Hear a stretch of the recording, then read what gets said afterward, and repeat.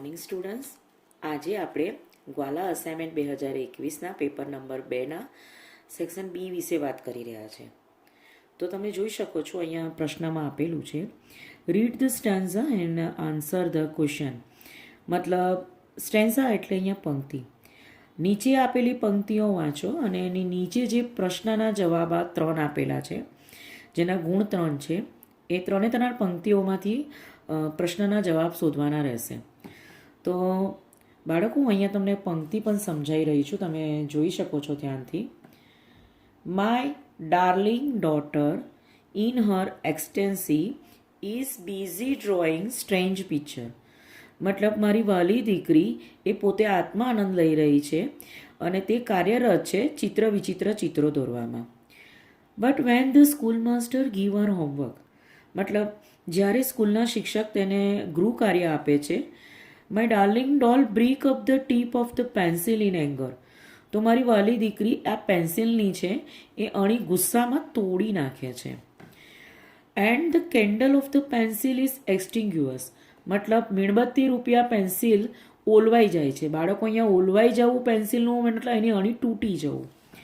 Only the smoke remind on the sky of the white paper. અને સફેદ paper ઉપર મતલબ શ્વેત ઉપર પેપર ઉપર ધુમાડામય ખાલી થોડી નિશાની રહી જાય છે. તો અહીંયા પ્રશ્ન છે, when does the girl get angry. મતલબ અહીંયા ડઝ છે, સાદો વર્તમાનકાળ છે, એટલે જે પણ ક્રિયાપદનું રૂપ હશે એ સાદા વર્તમાનકાળને અનુસાર કર્તાને એટલે ધ ગર્લને અનુલક્ષીને લખાશે. તો કે ધ ગર્લ ગેટ્સ થશે, કેમ કે અહીંયા ડઝ છે. જો આપણે અહીંયા ગેટ્સ નહીં લખીએ તો આપણો અડધો માર્ક કપાઈ જશે. તો કે the girl gets angry when the school master school master gives her homework. તો જો જવાબ પણ મેં લખીને તૈયાર રાખેલો છે, તમે અહીંયા જોઈ શકો છો. સેક્શન બી પણ લખેલું છે અને એનો પ્રથમ જવાબ છે આ જવાબ નંબર 16.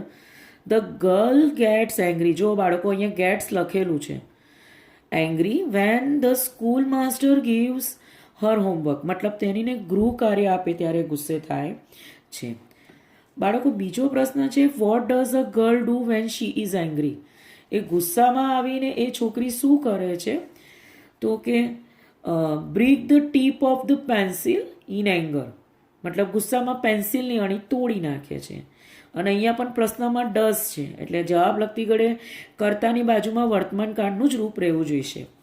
તો કે when the girl is angry comma she breaks. તો જો આ સાદા વર્તમાન કાળની જ રચના છે. Breaks the tip of her pencil. What is antonyms? વિરોધી શબ્દ. The word કિન્ડલેડ. કિન્ડલેડ મતલબ પ્રગટાવવું. તો એનો વિરોધી શબ્દ ઓલવવું થાય, જે અહીંયા કાવ્ય પંક્તિમાં આપેલ છે. The antonym of the word kindled is એક્સટિંગ્યુઅસ.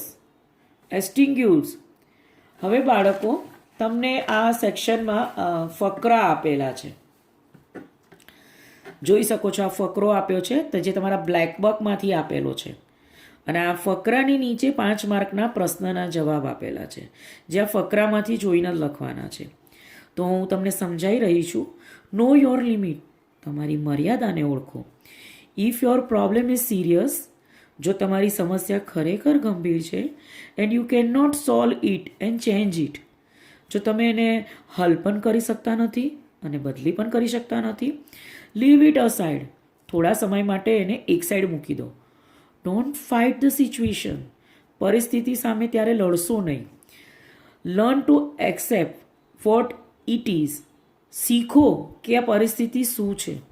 Letter on you will find some solution. કદાચ સમય સાથે થોડો જવાબ તમને મળી જશે. Take care yourself. તમારી જાતની કાળજી લો. You are a special.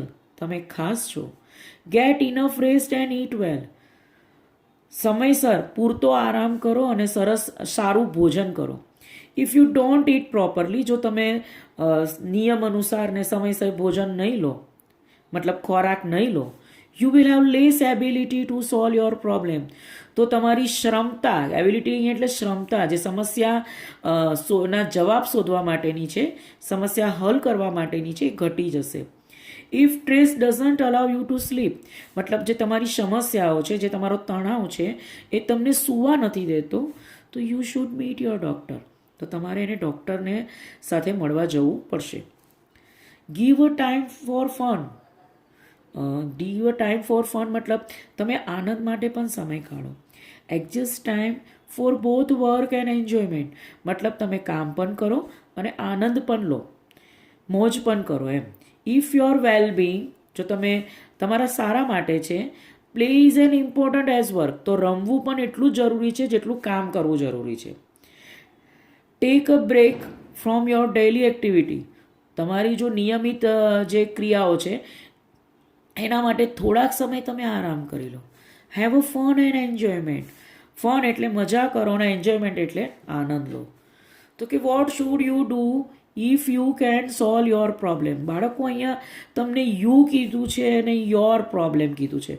You એમાં આપણે અહીંયા વી લખીશું, આપણે લખીશું.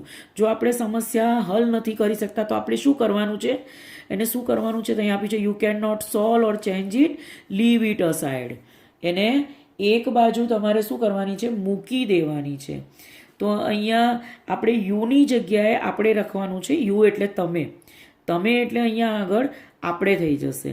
તો અહીંયા ઇફ યુની જગ્યાએ વી કરવાનું છે. If we can not solve our problem,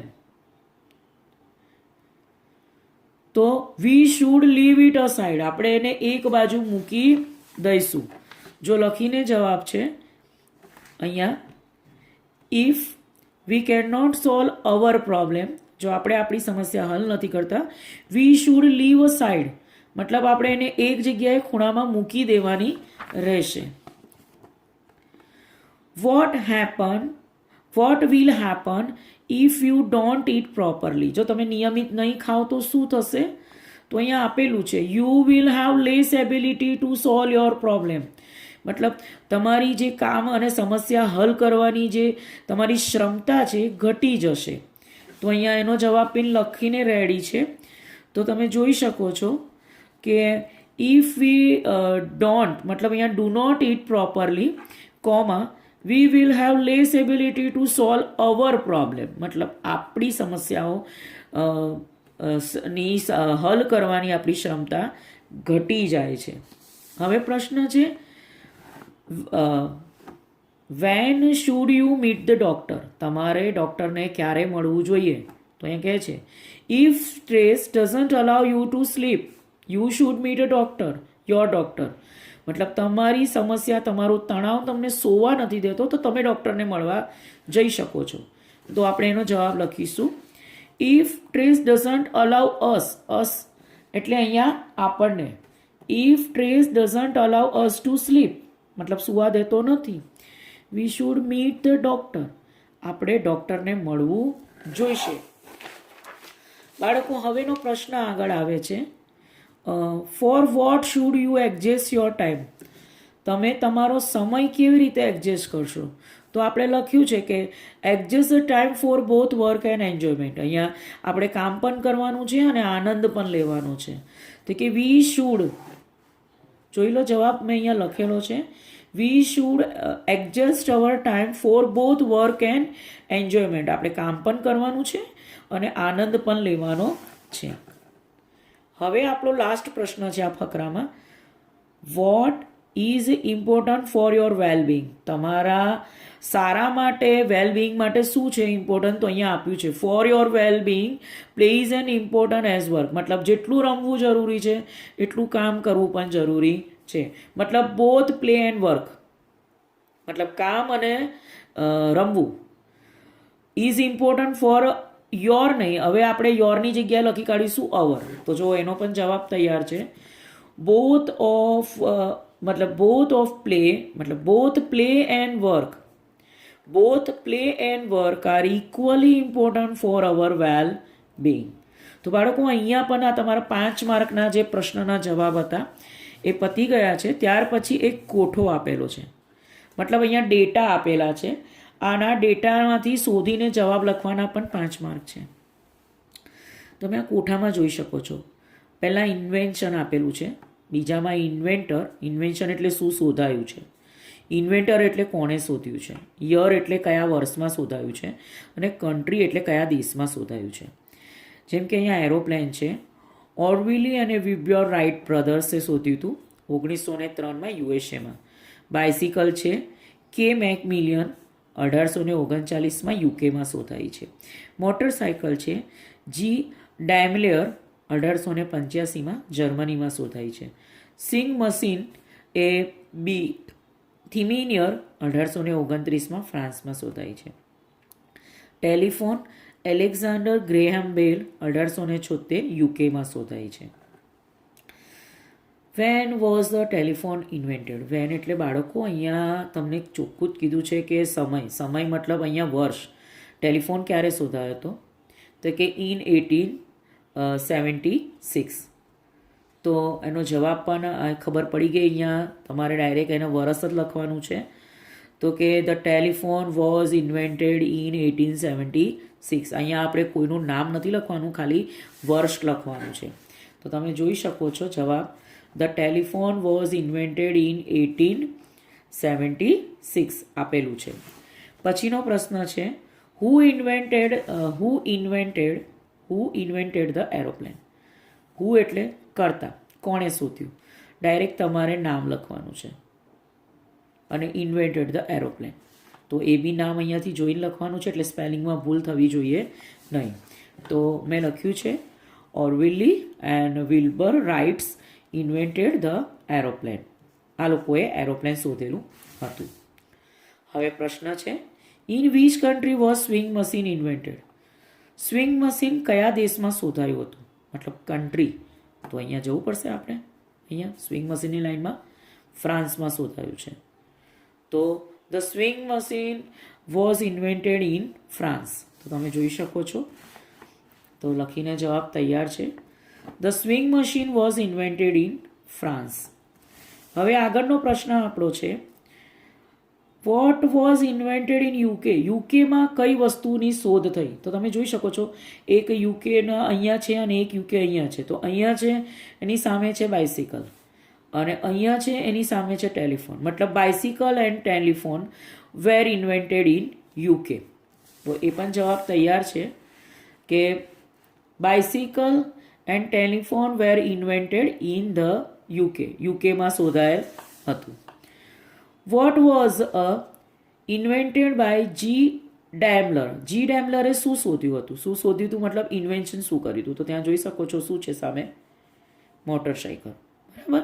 તો તમારે અહીંયાથી જોઈને અહીંયા પ્રશ્નમાંથી જ કોઠામાં જવાબ આપેલા છે.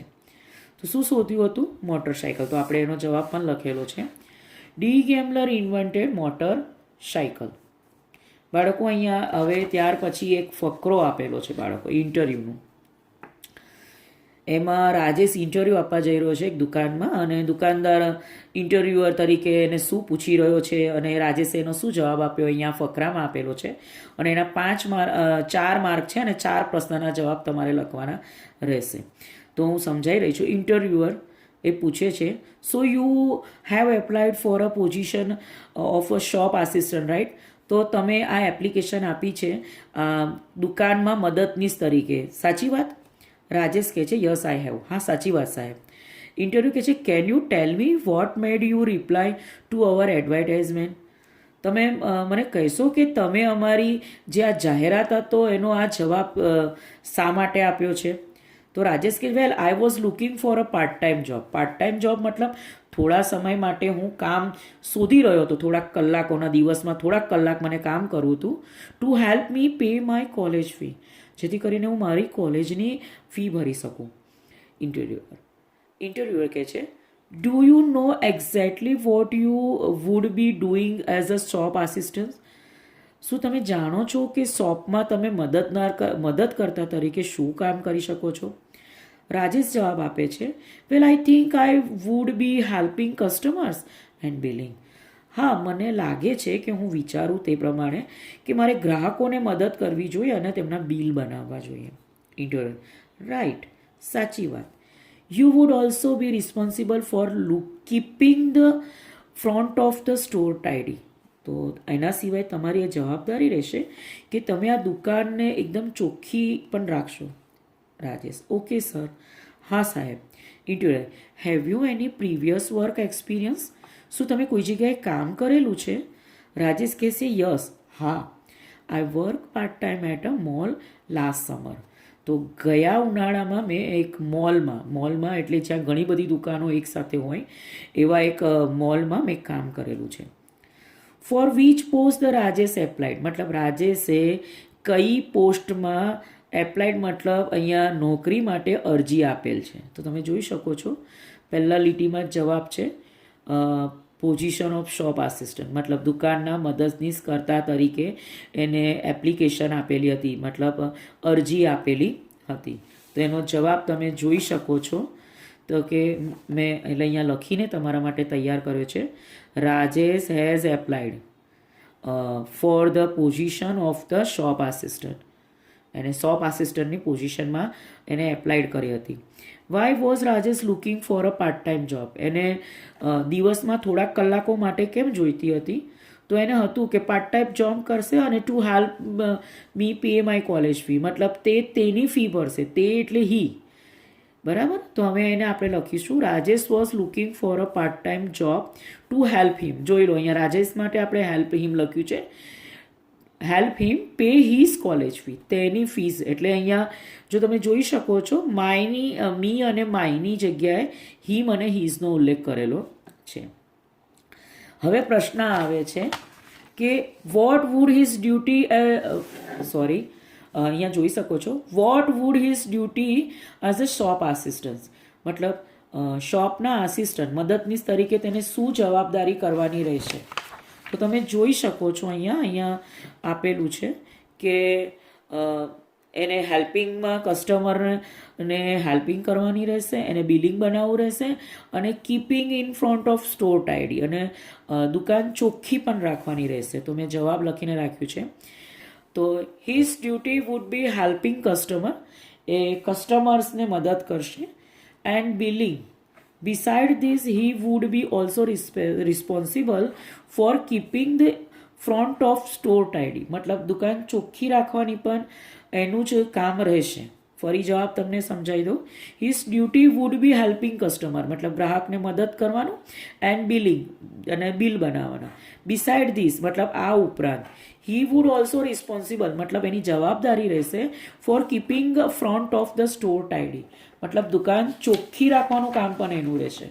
અને આપણો અંતિમ જવાબ છે, પ્રશ્ન છે હવે, what work experience does Rajesh have? રાજેશને શું કોઈ જગ્યાએ કામ કરવાનો એક્સપિરિયન્સ છે? તો હા, એને એક મોલમાં કામ કરેલું ને.